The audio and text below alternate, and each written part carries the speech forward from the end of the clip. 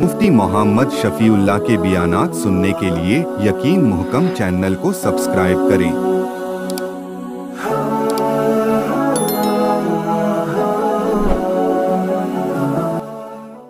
नहमदुहु व नुसल्ली अला रसूलिहिल करीम, अम्मा बअदु फ़अऊज़ु बिल्लाहि मिनश शैतानिर रजीम। बिस्मिल्लाहिर रहमानिर रहीम। वलक़द आतैना मूसल किताब व क़फ़्फ़ैना मिन बअदिही बिर्रुसुल व आतैना ईसा इब्न मरियमल बय्यिनाति व अय्यदनाहु बिरूहिल क़ुदुस। सदक़ल्लाहुल अज़ीम। अल्लाहुम्मा सल्लि अला मुहम्मदिन व अला आलि मुहम्मद कमा सल्लैता अला इब्राहीम व अला आलि इब्राहीम इन्नका हमीदुम मजीद। अल्लाहुम्मा बारिक अला मुहम्मदिन व अला आलि मुहम्मद कमा बारकता अला इब्राहीम व अला आलि इब्राहीम इन्नका हमीदुम मजीद। ईसा अलैहिस्सलाम के नाना हज़रत इमरान थे। इमरान की ज़ौजा ने मन्नत मानी। हज़रत ईसा अलैहिस्सलाम की नानी ने, हज़रत मरियम की वालिदा ने ये मन्नत मानी कि जो अल्लाह ने मुझे इस हमल से बच्चा दिया उसे अल्लाह की राह में वक्फ करूँगी। तो वो बच्ची पैदा हो गई। पूरा अंदाज़ी हुई कि ये किन के किफ़ालत में दी जाए, कैसे खुदा की राह में दी जाए। तो ये हज़रत ज़करिया अलैहिस्सलाम की किफ़ालत में आई और इसको अल्लाह ने कुरान मजीद में ज़िक्र फरमाया, कफ़्फ़लहा ज़करिया। ज़करिया अलैहिस्सलाम ने इनकी किफ़ालत फरमाई। और ज़करिया अलैहिस्सलाम बैतुल मक़दस में मस्जिद अक़सा के इमाम थे। ये उनकी महरम थी। हज़रत मरियम उनकी भांजी थी, महरम थी। हज़रत ज़करिया जब तशरीफ़ लाते हैं हज़रत मरियम के कमरे में, देखते हैं कि बेमौसम फल, मौसम नहीं है उस वक्त में। तो पूछते हैं, या मरियम अन्ना लकी हाज़ा, मरियम ये कहाँ से आया? तो हज़रत मरियम फरमाती हैं, हाज़ा मिन इंदिल्लाह, ये मेरे अल्लाह की तरफ से आया, अल्लाह ने मुझे अता फरमाया। तो हज़रत ज़करिया अलैहिस्सलाम बुढ़ापे के आलम में दुआओं के लिए दस्ते दुआ बुलंद फरमाते हैं, रब्बी हबली मिन लदुनका ज़ुर्रियतन तय्यिबा, ए अल्लाह मुझे पाक औलाद अता फरमा, तय्यब और फरमा बरदार सालिह औलाद अता फरमा। इन्नका समीउद दुआ, तू दुआओं को सुनने वाला है। तो हज़रत ज़करिया को अल्लाह ने बशारत दी कि अल्लाह आपको बेटा अता फरमाएंगे, उसका नाम याहया होगा, अल्लाह उसे नबी भी बनाएंगे, सालेह भी बनाएंगे। हैकल सुलेमानी की बात हो रही थी। ईसाई कहते हैं कि हैकल खुदा का घर है, इन्होंने तोड़ दिया था। इसलिए हज़रत ईसा अलैहिस्सलाम जब आसमानों पर गए थे, इसी जगह से गए थे। ईसा अलैहिस्सलाम पैदा भी यहाँ पे हुए थे, लिहाजा इस पर हमारा हक है। 1099 में ईसाइयों ने कब्ज़ा कर लिया था मस्जिद अक़सा पर, बैतुल मक़दस पर। तकरीबन ये 88 या 90 साल ईसाइयों के पास रहा। फिर तकरीबन 1187 में सुल्तान सलाहुद्दीन अयूबी ने इसको आज़ाद करवाया। मुसलमान कहते हैं कि ये हमारा क़िबला अव्वल है, लिहाजा इस पर हमारा हक है। ईसाई कहते हैं कि ये हैकल सुलेमानी है, ये हैकल है, इसलिए हम इस पर हमारा हक है। यहूदी कहते हैं कि हमारा हक है। मैं अर्ज़ कर रहा था कि मुझे भी ये किसी ने सवाल किया कि जब है ही उनका, यहूद थे ना पहले, मुसलमान तो बाद में आए, बनी इसराइल पहले थे, तो बनी इसराइल को देना चाहिए, इसराइल को देना चाहिए। ये इसराइल को हम क्यों दें? इसराइल तो हज़रत मूसा को अपना नबी समझते हैं, सुलेमान को तो अपना नबी नहीं समझते। अगर होता ना, हज़रत मूसा अलैहिस्सलाम बनाते, या हज़रत मूसा अलैहिस्सलाम या हज़रत सुलेमान अलैहिस्सलाम को ये नबी मानते, ये नाम ही उन्होंने हैकल सुलेमानी इसका रखा है। हैकल का माना होता है घर। यही सवाल मैंने ईसाई से किया कि बैतुल्लाह अल्लाह का घर, हम बैत की निस्बत खुदा की तरफ करते हैं, खुदा का घर। خانہ کعبہ، اس کو ہم بیت اللہ کہتے ہیں۔ بیت اللہ کا مطلب خدا کا گھر۔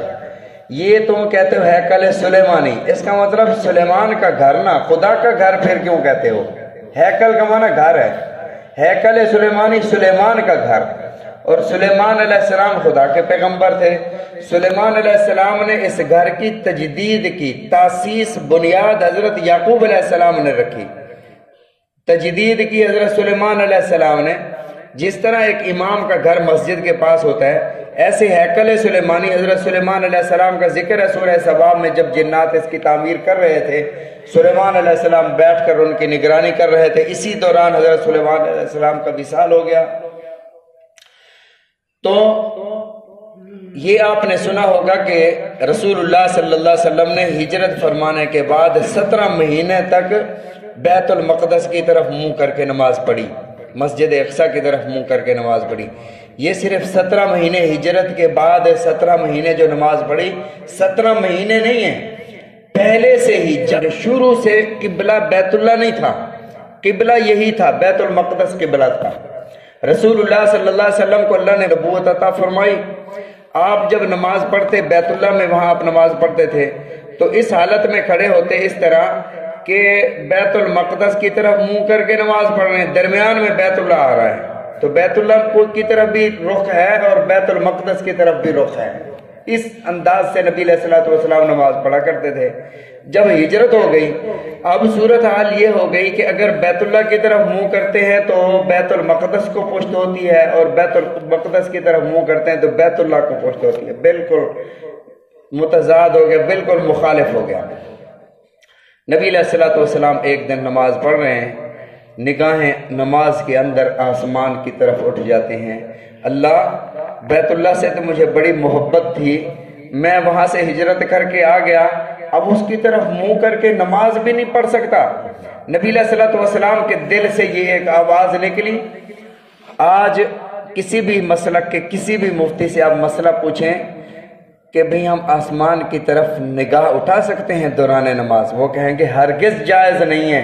یہاں تک کہ رسول اللہ صلی اللہ علیہ وسلم نے ارشاد فرمایا کہ دوران نماز آسمان کی طرف نہ دیکھنا، کہیں ایسا نہ ہو تمہاری نگاہ آسمانوں کی طرف جائے اور واپس نہ آئے اور تم اندھے ہو جاؤ۔ آسمان کی طرف نماز میں نہیں دیکھنا۔ لیکن نبی رحمت صلی اللہ علیہ وسلم قرآن میں ہے، اب اگر کوئی بندہ اٹھا کر ہمیں کہے دیکھو جی قرآن میں ہے تمہارا نبی آسمان کی طرف دیکھ رہا ہے، ہم کہیں گے کہ وہ نبی ہے اور ہم امتی ہیں، ہمیں اجازت نہیں ہے۔ نبی نے 11 نکاح فرمائے، امتی 4 سے زیادہ بیک وقت 4 سے زیادہ نکاح نہیں کر سکتا۔ خالصۃ لک من دون المؤمنین، یہ خالص نبی علیہ الصلوۃ والسلام کے لیے ہے، امتی کے لیے نہیں ہے۔ تو اللہ نے فرمایا اے میرے محبوب، نماز پوری کرنے کی ضرورت نہیں ہے کہ نماز پوری ہو پھر کل دیکھیں گے۔ فرمایا فولی وجہک شطر المسجد الحرام، ابھی نماز میں ہی اپنا رخ مسجد حرام کی طرف پھیر لو۔ اگر آپ کا دل کرتا ہے کہ مسجد حرام قبلہ ہو تو پھر قبلہ جو ہے وہ مسجد حرام کو بنایا جاتا ہے۔ تو نبی علیہ الصلوۃ والسلام کی اس خواہش پر اللہ رب العزت نے مسجد الحرام کو قبلہ بنا دیا، اور یہ مسلمانوں کا قبلہ اول ہے۔ جن حضرات نے زیارت کی ہے مسجد قبلتین کی، اسی مسجد میں نبی علیہ الصلوۃ والسلام نماز پڑھ رہے تھے، وہاں آج بھی انہوں نے 2 محراب رکھے ہوئے ہیں، اور دونوں محراب مخالف سمت میں، ایک ادھر ہے ایک ادھر ہے۔ مسجد قبلتین، یہاں آدھی نماز مسجد اقصی کی طرف اور آدھی نماز جو ہے وہ بیت اللہ کی طرف منہ کر کے ادا کی گئی۔ حضرت عیسیٰ علیہ السلام حضرت مریم کے بیٹے، اور حضرت مریم کفالت میں تھی حضرت زکریا علیہ السلام کے۔ حضرت مریم کا انتخاب کیوں فرمایا؟ غیر شادی شدہ بچی کا انتخاب اللہ نے کیوں فرمایا؟ شادی شدہ کا انتخاب کیوں نہ فرمایا؟ جب اللہ کسی کو اولاد عطا فرما دیتے ہیں تو یہ عارضی وہ اس کی اولاد ہوتی ہے، اور جب بندہ جس طرح ہم کوئی مال کماتے ہیں، پیسے ہوتے ہیں، وہ ہماری ملکیت ہوتے ہیں، ہمارے پیسے ہوتے ہیں، لیکن جب وہ پیسے خدا کی راہ میں دے دو تو اب وہ آپ کے باقی نہیں رہتے، وہ وقف ہو جاتے ہیں۔ اسی طرح اللہ نے اگر اولاد عطا فرمائی ہے اور وہ اولاد آپ نے خدا کی راہ میں وقف کر دی ہے، یہ حضرت مریم کو ان کی والدان نے خدا کی راہ میں وقف کر دیا تھا، اب وہ خدا کی ہو گئی۔ خدا نے اپنی بندی مریم کا انتخاب اس لیے فرمایا اور ساتھ ارشاد فرمایا وَاسْتَفَاكِ عَلَى نِسَاءِ الْعَالَمِينَ، میں تمام جہان والی خواتین پر مریم کو فضیلت عطا کروں گا۔ وَأُمُّهُ صِدِّيقَةٌ، فرمایا کہ میرے عیسیٰ کی ماں صدیقہ تھی۔ اور وَاسْتَفَاكِ عَلَى نِسَاءِ الْعَالَمِينَ، جہان کی تمام عورتوں پر فضیلت عطا فرمائی۔ اچھا، آگے ایک مسئلہ ہے کہ نبی علیہ السلام کے ازواج کے بارے میں کہ وہ ان کی زیادہ فضیلت ہے یا حضرت مریم کی، یہ پھر کبھی موقع آئے گا تو اس پر بھی بحث کریں گے۔ بہرحال ایک بچی کا انتخاب کیوں ہوا؟ شادی شدہ کا انتخاب اگر اللہ فرماتے تو دنیا میں ایسے بھی ہوا ہے کہ 4 سال کے بعد بچہ پیدا ہوا ہے۔ حضرت ضحاک ایک گزرے ہیں، وہ 4 سال کے بعد پیدا ہوئے۔ کوئی سوکڑے کی بیماری ہوتی ہے کہ وہ پیٹ میں بچہ جو ہے وہ سوکھ جاتا ہے کہ اتنی مدت پیٹ کے اندر رہے۔ حضرت ضحاک کے بارے میں آتا ہے کہ جب وہ پیدا ہوئے تو پیٹ میں ہی ان کے دانت نکل آئے تھے، اور ان کا نام ضحاک بھی اس لیے پڑ گیا تھا کہ وہ جس طرح کوئی ہنستا ہے اور دانت نظر آتے ہیں، اس صورت میں جب وہ پیدا ہوئے تھے تو دانت ان کے نظر آ رہے تھے۔ سوکڑے کی بیماری کی وجہ سے وہ پیٹ میں سوکھ گیا، پھر بعد میں علاج سے وہ تندرست ہوا، پھر پیدا ہوا۔ تو ایسا ممکن ہے اگر اللہ تعالیٰ شادی شدہ عورت کا انتخاب فرماتے تو لوگ کہہ سکتے تھے کہ شاید جی ایسا ہوا ہے، 4 سال کے بعد ایسے ہوا ہے، بے شک شوہر فوت ہو گیا، جو بھی ہوا، لیکن اللہ تعالیٰ نے ایسی پاک دامن خاتون کا انتخاب فرمایا جس کو انہوں نے خود قرآن مجید میں اللہ تعالیٰ نے وہ الفاظ ارشاد فرمایا۔